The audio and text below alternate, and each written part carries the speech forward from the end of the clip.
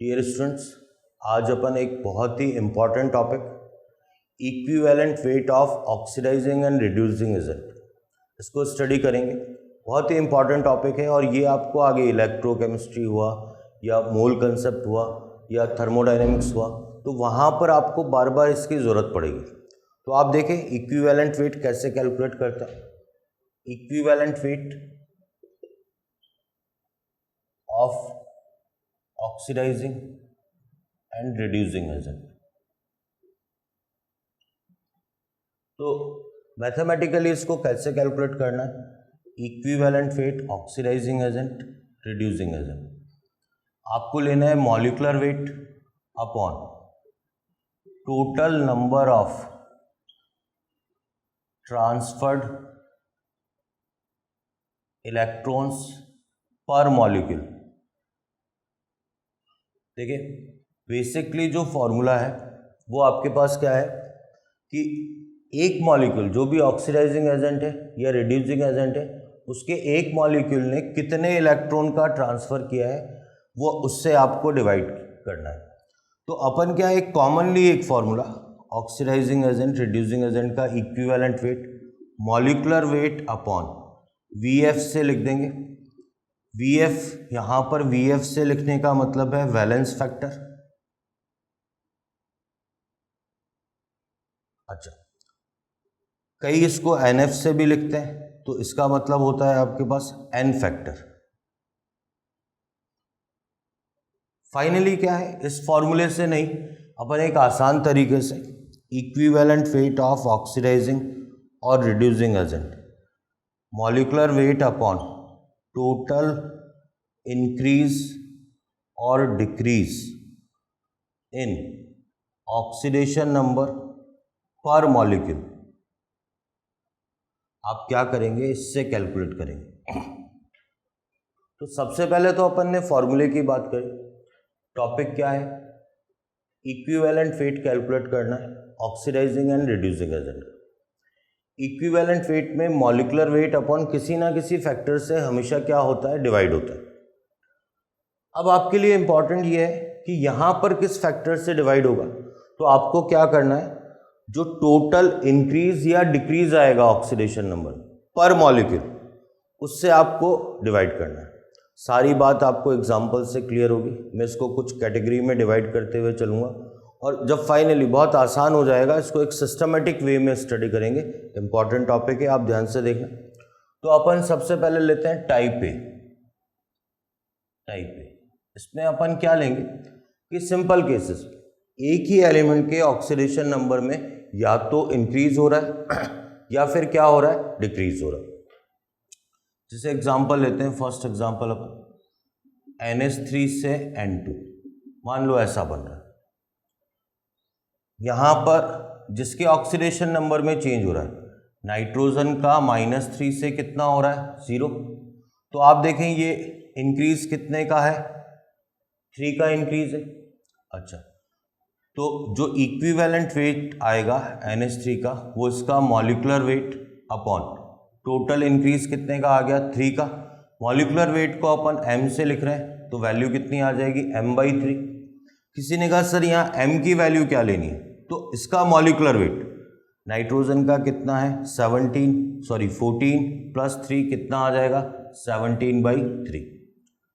अगर इसी प्रोसेस में आपसे N2 का पूछ लिया जाए तो N2 का देखें आप इस डायरेक्शन में जाएंगे, 0 से -3 डिक्रीज कितने का है, 3 का डिक्रीज है। लेकिन मैं क्या बोल रहा हूँ, पर मॉलिक्यूल आपको पता होना चाहिए ऑक्सीडेशन नंबर हमेशा क्या होता है, पर एटम। तो एक एटम इस N2 में कितने नाइट्रोजन एटम है, 2। तो एक एटम के लिए 3 का, 2 एटम के लिए 6 का, तो m/ कितना आ जाएगा 6। m का मीनिंग क्या है, यहाँ इसका मॉलिक्यूलर वेट 28/6। तो आप देखें ध्यान से इस एग्जाम्पल और एग्जाम्पल की बात करेंगे, आपको बेटर समझ में आएगा। सेकंड एग्जाम्पल लेते हैं अपन KMnO4। KMnO4 से मान लो Mn+2 में बदल रहा है। यहाँ पर जो ऑक्सीडेशन नंबर में चेंज है वो मैग्नीज का कितना हो रहा है, +7 से +2। तो यहाँ पर डिक्रीज कितने का है, 5 का। और एक ही मैग्नीज है तो m बाई कितना आ जाएगा 5। अगर mn+2 का लेना है तो +2 से +7 कितने का इंक्रीज हो रहा है 5 का, तो ये भी कितना आ जाएगा m/5। अब आप ध्यान दें, थर्ड नंबर एग्जांपल, इसके अंदर है Na2S2O3, इससे बन रहा है Na2S4O6। यहां पर आपको ऑक्सीडेशन नंबर सभी का आना चाहिए।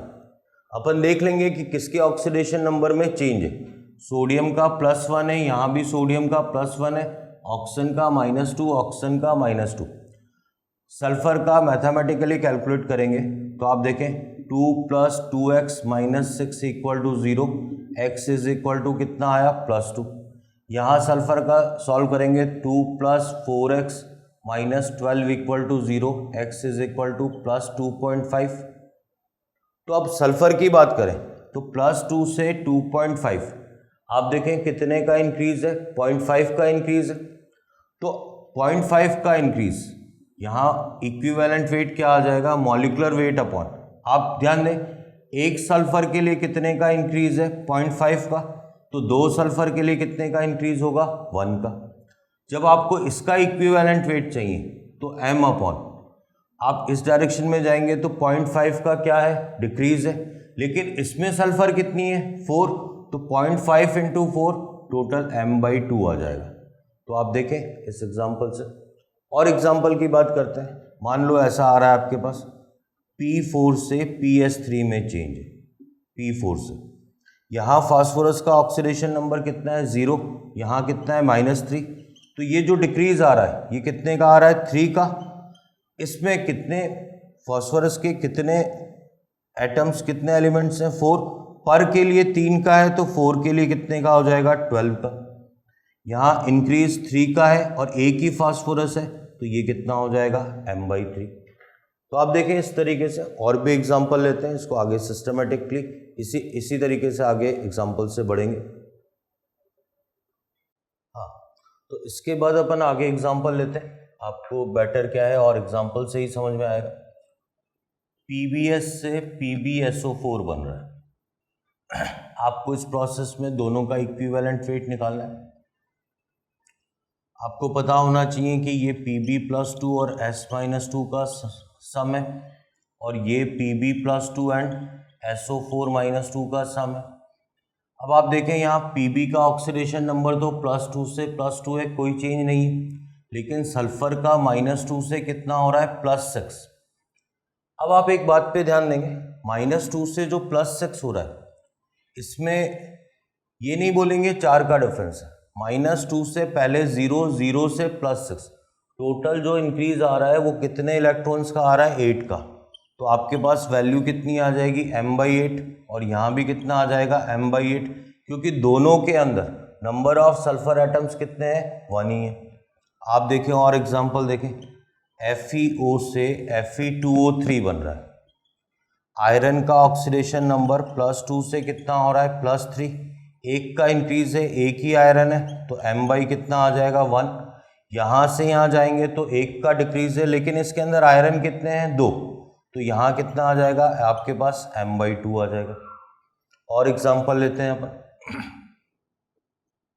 मान लो आपके पास है S-2 से SO4-2, सल्फर का -2 से कितना हो रहा है +6, फिर अपने पास कितने का इंक्रीज है, यहाँ पर इंक्रीज है आपके पास 8 का, तो ये m/8 हो जाएगा।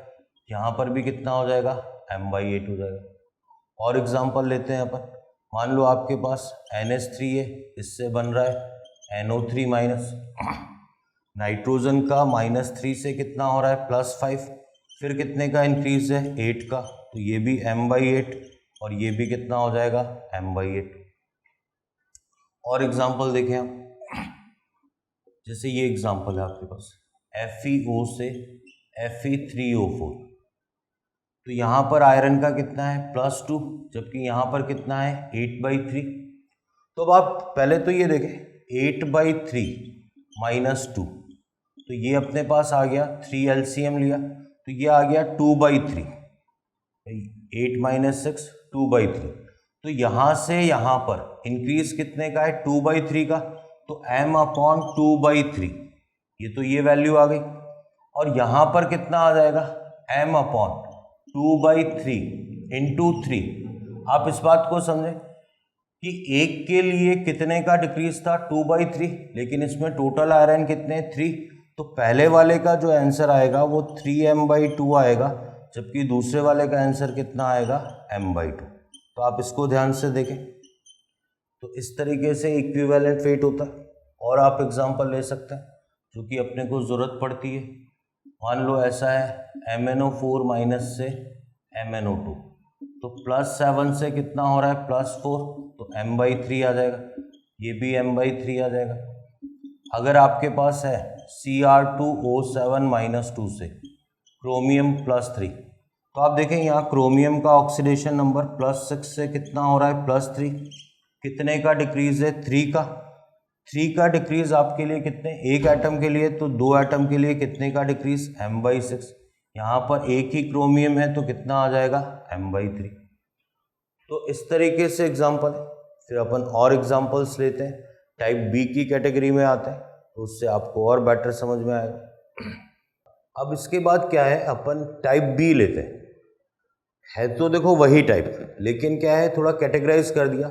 इसके अंदर क्या होगा, एक से ज़्यादा एलिमेंट्स के ऑक्सीडेशन नंबर में क्या होगा, हाँ ये जरूर है केवल इंक्रीज या डिक्रीज हो रहा है, लेकिन एलिमेंट्स एक से ज़्यादा होंगे। तो टाइप बी में मैं इसको कैटेगराइज कर देता हूँ। टाइप बी के अंदर फॉर्मूला अभी भी वही है कि वैलेंस फैक्टर क्या है, टोटल इंक्रीज और डिक्रीज इन ऑक्सीडेशन नंबर। तो इसका बड़ा ही फेमस और पहला एग्जाम्पल, आप सभी इस पे ध्यान देना, बहुत ही इंपॉर्टेंट है ये एग्जाम्पल। ये है आपके पास FeC2O4, इससे बन रहा है Fe+3+CO2। ये आपके रिडॉक्स टाइट्रेशन में भी काम में आएगा। बहुत क्लियरली बताता हूँ, ये क्वेश्चन IIT, JEE मेंस और नीट तीनों एग्जाम में आ चुका है, जिसमें कि फेरस ऑक्सलेट का आपसे क्या पूछा गया था, इक्विवेलेंट वेट। आप ध्यान दें, आपको पहले पता होना चाहिए कि ये Fe+2 एंड C2O4-2 का सम होता है। आयरन का ऑक्सीडेशन नंबर +2 आएगा, 2x - 8 = -2 से x +3। कार्बन का ऑक्सीडेशन नंबर यहाँ कितना आएगा, +3। तो आयरन का तो +2 से कितना हो रहा है, +3। तो आप ध्यान दें, आयरन में कितने का इंक्रीज है, 1 का। कार्बन का कितना हो रहा है, +3 से +4। कार्बन में कितने का इंक्रीज है, 1 का। लेकिन इस कंपाउंड में कार्बन कितने हैं, 2। तो जो टोटल इंक्रीज आ रहा है मॉलिक्यूलर वेट अपॉन 1 + 2, मतलब आपके पास इक्विवेलेंट वेट कितना आ जाएगा, m/3। तो बड़ा ही इंपॉर्टेंट एग्जाम्पल है। ऐसे ही और भी एग्जाम्पल है।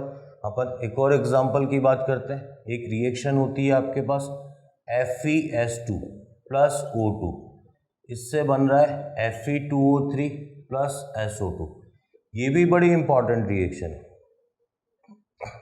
जब आप पी ब्लॉक पढ़ेंगे उसमें H2SO4 का प्रिपरेशन मेथड पढ़ेंगे, तो वहाँ आप पाएंगे कि उसमें कांटेक्ट प्रोसेस, पहले SO2 का बनना, फिर उससे SO3 का बनना। तो SO2 को कैसे बनाया जाता है, तो SO2 को बनाने के लिए ये रिएक्शन काम में आती है। FeS2, बेटा पहले इसके बारे में आपको जानना ज़रूरी है। FeS2 को अपन बोलते हैं आयरन पायराइटिस। आपको ये देखो, अगर आपको पहले से इसके बारे में नहीं पता होगा, M लिखने का मतलब मैं आपको शुरू से बोल रहा हूँ मेमोराइज करना है।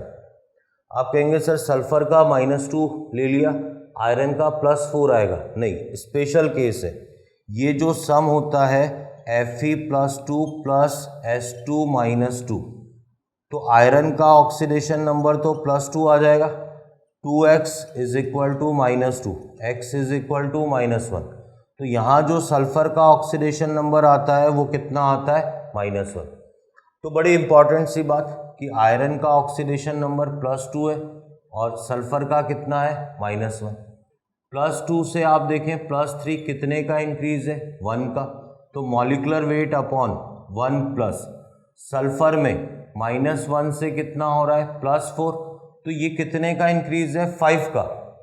लेकिन आप देखें एक सल्फर के लिए 5 का इंक्रीज है, 2 सल्फर के लिए कितने का इंक्रीज हो गया 10 का, तो m/10 जो कि फाइनली रिजल्ट आ गया m/11। और एक खास बात और नोटिस करेंगे, यहाँ पर जो दो एलिमेंट्स की बात कर रहे हैं तो दोनों में क्या है, ऑक्सीडेशन नंबर में इंक्रीज है। अभी आपके दिमाग में आएगा कि सर एक में इंक्रीज हो जाए और एक में डिक्रीज हो जाए, तो उसका अपन टाइप सी में स्टडी करेंगे कि भाई एक का इंक्रीज हो रहा है एक का डिक्रीज हो रहा है, तब अपने को क्या करना है। पर अभी जो केस ले रहे हैं केवल 2 एलिमेंट या 2 से ज़्यादा एलिमेंट में केवल इंक्रीज हो रहा है या फिर केवल क्या हो रहा है डिक्रीज हो रहा है। ये 2 केस अपन ने केवल किसके लिए है, इंक्रीज के लिए। अब एक केस अपन डिक्रीज का भी ले लेते हैं, तो 3rd नंबर केस की बात करते हैं अपन। मान लो कंपाउंड है आपके पास FeNO3 होल थ्राइस, इससे बन रहा है FeNO2 होल ट्वाइस। देखो आपको पता चलना चाहिए कि ये Fe+3 एंड NO3- का सम है, क्रॉस वैलेंसी से ही पता चल जाता है। ये Fe+2 एंड NO2- का सम है। आयरन का ऑक्सीडेशन नंबर +3 आ जाएगा, तो यहाँ आयरन का ऑक्सीडेशन नंबर तो +3 आ गया। नाइट्रोजन की बात करें तो मैथमेटिकली x - 6 = -1, तो कितना आ गया +5। यहाँ आयरन का कितना आ गया +2, x - 4 = -1, x = +3, तो यहाँ आयरन का कितना आ जाएगा +3। यहाँ पर ये नाइट्रोजन का कितना आ जाएगा +3। अब आप ध्यान दें, अगर मेरे को इसका इक्विवेलेंट वेट निकालना है तो m/+3 से +2, आयरन में कितने का डिक्रीज है 1 का, नाइट्रोजन का +5 से +3। आप ध्यान देना कितने का डिक्रीज है यहाँ +5 से +3, टोटल डिक्रीज कितने का है 2 का। एक नाइट्रोजन के लिए डिक्रीज 2 का है, यहाँ पर नाइट्रोजन कितनी है आपके पास 3, तो एक के लिए मैं यहाँ थोड़ा सिस्टमेटिक लिखता हूँ 2 × देखो डिक्रीज 2 का है, 3 नाइट्रोजन के लिए कितने का डिक्रीज 7 का, तो ये रिजल्ट कितना आ जाएगा m/7। ठीक है, इसी में अगर अपने से फेरस नाइट्राइट का पूछा जाए, मतलब प्रोडक्ट साइड का पूछा जाए, तो भी आप देखें +2 से +3 कितने का इंक्रीज है 1 का, +3 से +5 2 का इंक्रीज है, लेकिन इसमें नाइट्रोजन कितनी है 2 ही है, तो ये आपके पास टोटल आ जाएगा m/5। तो ये भी एक अच्छा एग्जाम्पल है कंसेप्ट को समझने के लिए। अगर बोर्ड पे लिखे हुए अपन बात करें क्वेश्चन में एग्जाम के हिसाब से इम्पॉर्टेंट टॉपिक की, इम्पॉर्टेंट एग्जाम्पल्स की, तो आप देखें ये वाला फेरस ऑक्सलेट का ये चेंज, और आयरन पायराइटिस बोल लो या फेरस डाइसल्फाइड भी बोलते हैं, इसका इसमें चेंज, तो ये 2 बड़े ही इंपॉर्टेंट केस हैं आपके पास जिसमें आपको इक्विवेलेंट वेट बिल्कुल पता होना चाहिए। ठीक है, आगे देखते हैं और एग्जाम्पल। इसके बाद अपन 3 एग्जाम्पल ले चुके थे, 4th नंबर एग्जाम्पल लेते हैं अपन। ये भी बड़ा इंपॉर्टेंट एग्जाम्पल है, नेम है इसका फेरिक ऑक्सलेट। ये भी रिडॉक्स टाइट्रेशन में ये रिएक्शन काम में आएगी। फेरिक ऑक्सलेट होता है Fe2C2O4 होल थ्राइस, इसका कन्वर्जन हो रहा है Fe+3 + CO2 में। आपको इसका इक्विवेलेंट वेट बताना है, आपको पता होना चाहिए ये Fe+3 एंड C2O4 - 2 का सम है। आयरन का ऑक्सीडेशन नंबर +3 आ गया, 2x - 8 = -2 से x = +3, कार्बन का कितना आ गया +3। अब आप ध्यान दें आयरन का +3 से +3, इसमें कोई चेंज नहीं है, लेकिन कार्बन का +3 से कितना हो रहा है +4 हो रहा है, तो कार्बन में कितने का इंक्रीज है 1 का। अब जल्दबाजी में स्टूडेंट क्या करते हैं, सर टोटल कार्बन कितने 2, तो टोटल इंक्रीज m/2, बिल्कुल नहीं, ऐसा नहीं। आप देखें इसमें टोटल कितने, एक का तो इंक्रीज है और टोटल कार्बन एटम 3 × 2 कितने हैं 6, तो इसका फाइनली रिजल्ट कितना आएगा m/6। तो ये भी एक इम्पॉर्टेंट एग्जाम्पल है। और एक और इम्पॉर्टेंट एग्जाम्पल की बात करते हैं, ये है आपके पास Cu3P, इससे चेंज हो रहा है कॉपर +2, प्लस H3PO4। आप ध्यान दें, इस एग्जाम्पल में क्रॉस वैलेंसी से आपको पता चलेगा कॉपर का ऑक्सीडेशन नंबर +1 है, फास्फोरस का कितना है -3, +1 से कॉपर का कितना हो रहा है +2, तो जो इंक्रीज आ रहा है वो 1 का, -3 से कितना हो रहा है +5, तो ये जो इंक्रीज आ रहा है वो 8 का इंक्रीज आ रहा है। आप ध्यान दें, ये 8 का इंक्रीज आ रहा है। अच्छा, यहाँ पर आप ध्यान दें, कॉपर में 1 का इंक्रीज था और टोटल कॉपर कितनी थी 3, तो टोटल इंक्रीज कितना आ गया आपके पास m/11। आप ध्यान दें, वापस देखो, कॉपर में +1 से +2 कितने का इंक्रीज है 1 का, कंपाउंड में कितनी कॉपर है 3, तो टोटल कॉपर के कारण इंक्रीज कितने का आया 3 का। फास्फोरस का -3 से कितना हो रहा है +5, -3 से +5 क्या है इंक्रीज, कितने का इंक्रीज है 8 का, पर कंपाउंड के अंदर फास्फोरस कितनी है 1, तो 1 ही लिया, तो फाइनली रिजल्ट कितना आ गया आपके पास m/11। ऐसा ही एक और एग्जांपल लेते हैं, ये भी बड़ा इंपॉर्टेंट सा एग्जांपल है, AS2S3, इससे आपके पास ASO4 -3 प्लस ये आपके पास बन रहा है SO4 -2। अब ध्यान देना, आर्सेनिक का क्रॉस वैलेंसी से पता चला +3, सल्फर का कितना आया -2, मैथमेटिकल इक्वेशन से सॉल्व करेंगे, x - 8 = -3, तो x = कितना आ गया +5, आर्सेनिक का यहाँ +5 आया, x - 8 = -2, x = +6, सल्फर का कितना आया +6, +3 से +5 कितने का इंक्रीज है 2 का। आप ध्यान देंगे 2 × 2 का इंक्रीज है और कितनी आर्सेनिक है 2 ही, -2 से +6 कितने का इंक्रीज है 8 का, और इम्पॉर्टेंटली इसमें सल्फर कितनी है 3, तो ये जो टोटल रिजल्ट आएगा 4 + 24, तो ये रिजल्ट आ जाएगा आपके पास m/28। तो ये भी बड़ा इंपॉर्टेंट सा एग्जांपल है। ये आपके पास हो चुका था टाइप बी। अपन क्या है, इसको एक सिस्टमेटिक स्टडी कर रहे हैं। अब मैंने क्या किया इसी में, टाइप सी ले लेता हूं मैं। देखो इसमें क्या है, increase and decrease both, increase भी हो रहा है ऑक्सीडेशन नंबर में और डिक्रीज भी हो रहा है। तब आपको क्या लेना है, valence factor is difference of total increase and decrease. हालांकि क्या है, जो अपने सिलेबस में है या जो मेनली रिएक्शंस होती हैं उसमें बहुत रेयर केसेस में इनकी ज़रूरत पड़ती, पर कंसेप्चुअली क्या है, क्योंकि जब अपन सारे केसेस की बात कर रहे हैं तो आपको कंसेप्चुअली पता होना चाहिए कि अगर ऐसा हो जाए तो करना क्या है हमें। तो आप जैसे एग्जांपल देखें, आपके पास एग्जांपल है Fe2O3, इससे बन रहा है Fe+2 + O2। आपको इस प्रोसेस के अंदर इस कंपाउंड का इक्विवेलेंट वेट निकालना है। आयरन का +3 से कितना आया +2। अब आप ध्यान दें, डिक्रीज कितने का है 1 का, कितनी आयरन है 2, तो टोटल डिक्रीज कितने का आ गया 2 का। ऑक्सीजन का देखोगे आप तो -2 से कितना हो रहा है 0, लेकिन इंपॉर्टेंटली यहाँ क्या हो रहा है, इंक्रीज हो रहा है। इंक्रीज कितने का है 2 का, कितनी ऑक्सीजन है 3, तो टोटल इंक्रीज कितने का आ गया 6 का। टोटल डिक्रीज 2 का था, टोटल इंक्रीज 6 का था, दोनों का डिफरेंस कितना आ गया 4, तो फाइनली इसमें इक्विवेलेंट वेट कितना आ जाएगा m/4।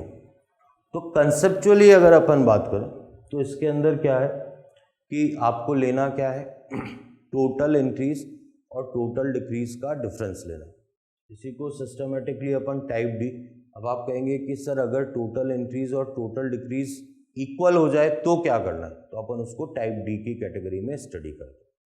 इसके बाद देखें अपन टाइप डी लेते हैं। हालांकि ये भी बहुत एग्जाम ओरिएंटेड नहीं है, लेकिन कंसेप्चुअली आपको पता होना चाहिए कि अगर ऐसा केस आ जाए, भाई जैसे टाइप डी की बात करें अपन, तो टाइप डी में क्या बात कर रहे हैं अपन,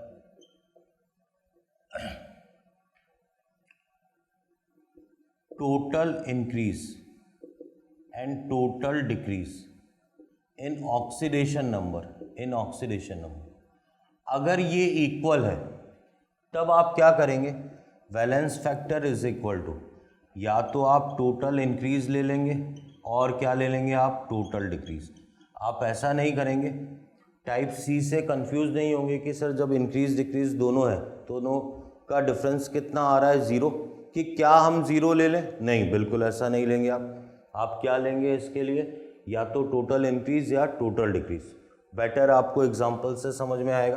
पहला एग्जांपल आसान सा लेते हैं अपन, NH3 से N2 भी बन रहा है और H2 भी बन रहा है, नाइट्रोजन का -3 से 0, तो यहाँ पर आपके पास टोटल इंक्रीज कितने का है, 3 का है। हाइड्रोजन का देखेंगे आप, तो हाइड्रोजन का +1 से कितना हो रहा है, 0, +1 से 0 आपके पास क्या है, डिक्रीज है 1 का, लेकिन कंपाउंड के अंदर टोटल हाइड्रोजन एटम कितनी है, 3, तो इंक्रीज और डिक्रीज टोटल कितने आ रहे हैं, 3 आ रहे हैं। तो जो इक्विवेलेंट वेट आएगा यहाँ पर NH3 का, वो कितना आ जाएगा, m/3। एक और इस फेवर में एग्जांपल लेते हैं, सेकंड नंबर एग्जांपल है आपके पास, ये वैल्केनो reaction, NH4 whole twice Cr2O7, इससे बन रहा है N2 plus Cr2O3 plus H2। आपको पता होना चाहिए ये इन दो का सम है, ammonium ion and dichromate ion Cr2O7 -2। अब यहाँ पर x + 4 = +1, x = -3, यहाँ पर अपन लें 2x - 14 = -2, तो x = +6, नाइट्रोजन का -3 से 0। आप ध्यान देंगे यहाँ पर जो ये इंक्रीज है ये कितने का है, 3 का, और कंपाउंड में नाइट्रोजन कितनी है, 2, तो जो इंक्रीज आ रहा है वो कितने का आ रहा है, 6 का। क्रोमियम के रेस्पेक्ट में बात करते हैं, +6 से +3, यहाँ पर आ रहा है डिक्रीज, 3 का आ रहा है, कंपाउंड के अंदर क्रोमियम कितनी है, 2, तो टोटल इंक्रीज और डिक्रीज सेम आ रहा है, टोटल इंक्रीज और डिक्रीज ये रहा, इंक्रीज 6 है, डिक्रीज 6 है, तो जो इक्विवेलेंट वेट आएगा कंपाउंड का वो m/6 आ जाएगा। इसके बाद अपन टाइप ई की बात करते हैं, फिर ये एक बड़ा इंपॉर्टेंट टाइप है, ये है equivalent weight of disproportionate compounds. ऐसे कंपाउंड्स जिनका ड्यूरिंग रिडॉक्स रिएक्शन डिस्प्रपोर्शन हो रहा है, उनका इक्विवेलेंट वेट कैसे कैलकुलेट करेंगे। तो आप देखें, इसको मैं टाइप ई की कैटेगरी में बता रहा हूँ आपको, type E, equivalent weight of disproportionate compounds. आप ध्यान दें, जो फॉर्मूला होता है इक्विवेलेंट वेट डिस्प्रपोर्शनेट का, वो इक्विवेलेंट वेट जो ऑक्सीडेशन के कारण है और जो रिडक्शन के कारण है, दोनों का मिलाकर क्या होगा, सम होगा। ऑक्सीडेशन के कारण निकालेंगे, रिडक्शन के कारण निकालेंगे, दोनों का सम होगा। लेकिन अपन एक फॉर्मूला अभी भी, equivalent weight molecular weight upon valence factor, और यहाँ पर वैलेंस फैक्टर अपन ले सकते हैं x1 x2 upon x1 plus x2। अब आप ये कहेंगे सर x1 x2 क्या है, तो ये वैलेंस फैक्टर है, एक तो ऑक्सीडेशन के कारण और एक वैलेंस फैक्टर है ड्यू टू रिडक्शन। फॉर्मूला कैसे यूज में लेना है आपको एग्जांपल से बेटर समझ में आएगा। तो सबसे पहला एग्जांपल लेते हैं अपन, Cl2 से आपके पास बन रहा है Cl एंड ClO3-, बड़ी फेमस रिएक्शन है ये भी। यहाँ पर आपको Cl2 पहले का इक्विवेलेंट वेट निकालना है। पहले आप श्योर हो जाएं कि 0 से -1 एंड 0 से +5, तो ये तो रिडक्शन हो रहा है, ये ऑक्सीडेशन हो रहा है। एक ही कंपाउंड में एक ही एलिमेंट का ऑक्सीडेशन रिडक्शन दोनों है, तो ऐसी रिएक्शन को क्या बोलेंगे अपन, डिस्प्रपोर्शनेट रिएक्शन। तो इक्विवेलेंट वेट ये आ जाएगा मॉलिक्यूलर वेट, ये Cl2 का कैलकुलेट कर रहे हैं, अपॉन वैलेंस फैक्टर। अब वैलेंस फैक्टर को मैं अलग से कैलकुलेट कर लेता हूँ। वैलेंस फैक्टर है x1 x2 and x1 plus x2। x1 0 से कितने का चेंज है, -1 का, 2 क्लोरीन के लिए कितने का चेंज होगा, 2 का, तो ये तो 2 आ गया। 0 से +5 कितने का चेंज है, 5 का। 2 क्लोरीन के लिए 10 का, तो दोनों का मल्टीप्लाई, दोनों का सम कितना आ गया, 12। तो इसको ये 20/12 आ गया 4 से, तो ये अब आपके पास कितना आ गया, 5/3 आ गया। तो यहाँ पर m/5/3 और पूरा सॉल्व करेंगे तो 3m/ कितना आ जाएगा, 5। तो यहाँ पर क्लोरीन का जो इक्विवेलेंट वेट आ रहा है वो 3m/5 आएगा। और एग्जांपल लेते हैं, मान लो ये है P4 + NaOH, इससे बन रहा है NaH2PO2 + PH3। आपसे इक्विवेलेंट वेट पूछा गया है P4 का, अपने को पता होना चाहिए P4 0 से +1, ये तो क्या हो रहा है, ऑक्सीडेशन, एंड 0 से -3 क्या हो रहा है, रिडक्शन। क्योंकि ये रिएक्शन क्या है, डिस्प्रपोर्शनेट रिएक्शन है, एंड P4 का डिस्प्रपोर्शन हो रहा है, तो फॉर्मूला भी किसका लगाएंगे, डिस्प्रपोर्शनेट रिएक्शन का। तो equivalent weight molecular weight upon valence factor. अब बात करें अपन वैलेंस फैक्टर की, तो जो इसके लिए शॉर्ट ट्रिक लगाई है अपन ने, x1 x2 upon x1 + x2। x1 आपके पास कितना आ गया, 0 से +1, कितने का इंक्रीज है, 1 का, लेकिन इसमें कितनी फास्फोरस है, 4, तो ये कितना आ गया, 4। 0 से -3 कितने का डिक्रीज है, 3 का। 4 फास्फोरस के लिए कितने का डिक्रीज आ जाएगा, 12 का, तो 4 × 12, 4 + 12, तो ये तो आपके पास 4 × 12/16 आ गया। तो ये टोटल वैलेंस फैक्टर 3 आ जाएगा, तो ये वैल्यू m/3 आ जाएगी। अगर इसको पूरी वैल्यू की फॉर्म में लिखना है तो आपको पता है एक फास्फोरस का एटॉमिक वेट 31 होता है, तो 31 और ये 4 × 4/3। तो अगर वैल्यू वाइज बात करें तो ये वैल्यू आ जाएगी। इसके बाद 1-2 एग्जांपल और लेते हैं अपन, ताकि डिस्प्रपोर्शनेट में इक्विवेलेंट वेट कैसे कैलकुलेट करते हैं आपको बिल्कुल क्लियर हो जाएगा। इसके बाद अपन 2 एग्जांपल और लेते हैं, जिससे कि आपको क्या है, डिस्प्रपोर्शनेट में जिस कंपाउंड का डिस्प्रपोर्शन हो रहा है उसका इक्विवेलेंट वेट कैसे कैलकुलेट करना है बिल्कुल क्लियर हो जाएगी बात। आप ध्यान दें। नेक्स्ट एग्जांपल 3rd नंबर लेते हैं, H3PO3, इससे आपके पास बन रहा है H3PO4 + PH3। आपको इक्विवेलेंट वेट निकालना है इसका। ऑक्सीडेशन नंबर आप चेक करेंगे तो +3 से +5। आप ध्यान देंगे यहाँ पर तो क्या हो रहा है, ऑक्सीडेशन हो रहा है, +3 से -3 यहाँ क्या हो रहा है, रिडक्शन। तो क्योंकि यहाँ पर इस कंपाउंड का डिस्प्रपोर्शन हो रहा है तो इसका इक्विवेलेंट वेट अपन लिखेंगे molecular weight upon valence factor.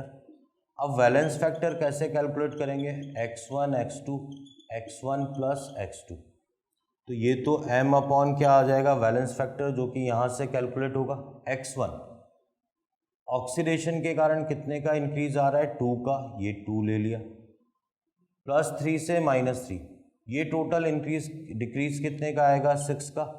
दोनों का सम कर देंगे तो ये कितना आ जाएगा, 8, ये 4, फिर ये 2 से कैंसिल आउट करेंगे, 2 और 3 आ गया, तो ये वैलेंस फैक्टर 3/2 आ गया। यहाँ 3/2 लिखेंगे तो 2m/ कितनी वैल्यू आ जाएगी, 3।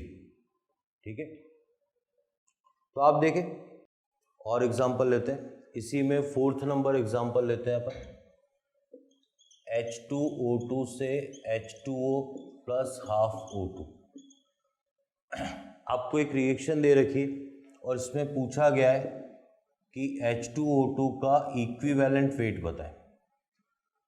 मुझे पता है H2O2 जब H2O एंड ½ O2 में चेंज हो रहा है तो ये हाइड्रोजन पर ऑक्साइड -1 से -2, तो क्या हो रहा है, रिडक्शन।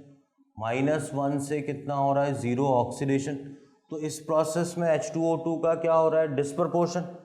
डिस्प्रपोर्शन का जो फॉर्मूला लगेगा H2O2 का equivalent weight molecular weight upon valence factor. क्योंकि डिस्प्रपोर्शनेट रिएक्शन है इसलिए वैलेंस फैक्टर कितना आ जाएगा, x1 x2 upon x1 + x2। x1 की वैल्यू कितने का डिक्रीज है, 1 का, 2 के लिए कितने का डिक्रीज, 2 का, -1 से 0 कितने का इंक्रीज है, 1 का, 2 के लिए 2 का इंक्रीज, 2 + 2 आ जाएगा 4/4, ये 1 आ गया। तो ये कितना आ जाएगा, m/1, वैल्यू देखनी है तो 32 + 2, तो ये कितना हो जाएगा 34/2। तो इसका इक्विवेलेंट वेट इस प्रोसेस में कितना आ जाएगा 34/1, तो इस प्रोसेस में कितना आ जाएगा 34।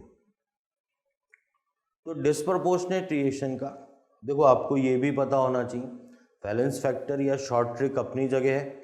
आपको पता होना चाहिए कि जो इसका इक्विवेलेंट वेट आता है वो बेसिकली क्या है, ऑक्सीडेशन के कारण जो इक्विवेलेंट वेट आ रहा है और जो रिडक्शन के कारण इक्विवेलेंट वेट आ रहा है, दोनों का सम होगा। अब इक्विवेलेंट वेट में ही कुछ बड़े ही इंपॉर्टेंट एग्जांपल्स लेंगे। इन एग्जांपल्स में कुछ एग्जाम ओरिएंटेड है और कुछ क्या है कि थोड़े से टिपिकल है, लेकिन अगर सही मायनों में बोला जाए तो वो आपके कंसेप्ट को और स्ट्रॉन्ग करेंगे। तो अपन ऐसे कुछ एग्जांपल और लेते हैं। हाँ, तो इसको क्वेश्चन की फॉर्म में देखते हैं अपन।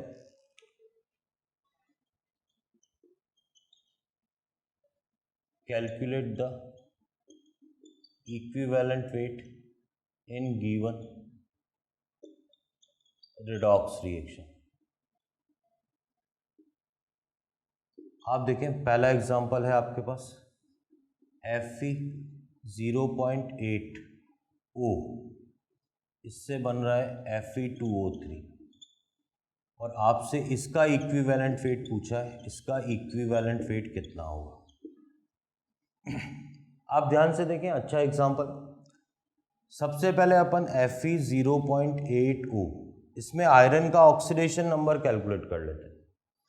अपन ने कहा कि एक आयरन का x मान लिया, तो इतनी आयरन्स का कितना होगा 0.8x, एक ऑक्सीजन का -2 = 0, तो जो रिजल्ट आएगा 0.8x = 2x = 2/0.8, 20/8, तो x = +2.5 आ जाएगा। तो पहली बात तो यहाँ आयरन का ऑक्सीडेशन नंबर कितना है +2.5। अब ध्यान दें, ये जो कंपाउंड लिखा Fe0.8, इससे बन रहा है Fe2O3, आयरन का ऑक्सीडेशन नंबर +2.5, यहाँ कितना आ रहा है +3। तो जो इक्विवेलेंट वेट आएगा molecular weight upon valence factor, आप देखें 2.5 से +3 में कितने का इंक्रीज है 0.5 का। जनरली स्टूडेंट जल्दबाजी में यही लिख के सॉल्व कर लेता है कि टोटल जो रिजल्ट आ गया वो कितना आ गया 0.5 से टोटल इंक्रीज 0.5 का आया। लेकिन आपको पता है जो ऑक्सीडेशन नंबर होता है वो किसके लिए डिफाइन होता है, पर एटम। तो एक एटम के लिए कितने का इंक्रीज है 0.5 का। इस कंपाउंड में कितने एटम्स हैं, तो आप इनटू कितना करेंगे 0.8, तो जो रिजल्ट आएगा m/, ये आ जाएगा 0.4। जब इसको सॉल्व करेंगे तो ये 10m/4 आ गया, तो रिजल्ट आएगा 2.5m। तो ये भी बड़ा इंपॉर्टेंट सा केस है। नेक्स्ट एग्जांपल लेते हैं अपन, सेकंड नंबर K4FeSCN6, इससे आपके पास बन रहा है Fe+3 + SO2 + CO3-2 + NO3-। अब आप ध्यान दें, यहाँ पर आपको इक्विवेलेंट वेट निकालना है K4FeSCN, इस पूरे कंपाउंड का SCN6 इसका। तो इसमें सबसे पहली प्रॉब्लम स्टूडेंट के लिए क्या आती है कि सर इसमें ईच एलिमेंट का ऑक्सीडेशन नंबर कैसे कैलकुलेट करें। तो देखो पोटेशियम का अपने को पता है +1, फिर अपन आयरन का जो निकालेंगे, आयरन का क्या है कि कोऑर्डिनेशन कंपाउंड की थ्योरी से, तो आप देखें आयरन का निकालने के लिए मैंने ये इक्वेशन लगाई 4 + x - 6 = 0, तो x कितना आ जाएगा +2 आ जाएगा। तो आप देखें मुझे जिसका ऑक्सीडेशन नंबर अभी पता चल चुका है, पोटेशियम का +1, आयरन का कितना +2। अब स्टूडेंट के लिए अभी भी एक समस्या है कि सर SCN में सल्फर का कितना लूँ, कार्बन का कितना लूँ, नाइट्रोजन का कितना लूँ। तो नो डाउट आपको इसका एक आसान सा स्ट्रक्चर पता होना चाहिए।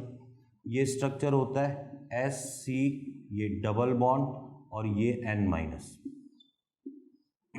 अब आप ध्यान देना, ये स्ट्रक्चर आपको पता होना चाहिए। इलेक्ट्रॉन नेगेटिविटी के हिसाब से यहाँ पर इलेक्ट्रॉन शिफ्ट हो गया -2 +2, यहाँ पर आपके पास इलेक्ट्रॉन नेगेटिविटी नाइट्रोजन की ज़्यादा है तो यहाँ -2, यहाँ +2, तो फाइनली सल्फर का ऑक्सीडेशन नंबर -2 आया, कार्बन का टोटल +4 आया और नाइट्रोजन का टोटल -2 -1, टोटल कितना आ गया -3। तो HCN- की अगर अपन बात करें तो इसमें अलग अलग एलिमेंट का ऑक्सीडेशन नंबर कितना है उस पर ध्यान दें। सल्फर का कितना है -2, कार्बन का +4 और नाइट्रोजन का -3। अब ध्यान देंगे आप सभी, आपको इसका इक्विवेलेंट वेट निकालना है। पोटेशियम का +1 है, पोटेशियम दे भी नहीं रखा और दे भी रखा होगा तो पोटेशियम K+ की फॉर्म में।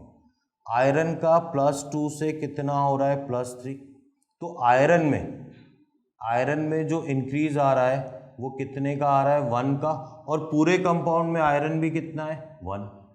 अब बात करते हैं अपन सल्फर की, तो सल्फर का कितना था -2 से कितना हो रहा है +4, कितने का इंक्रीज है इसके अंदर, इंक्रीज है आपके पास 6 का, -2 से +4, पर एक सल्फर के लिए टोटल सल्फर कितनी है इसके अंदर 6, तो ये × 6 हो जाएगा।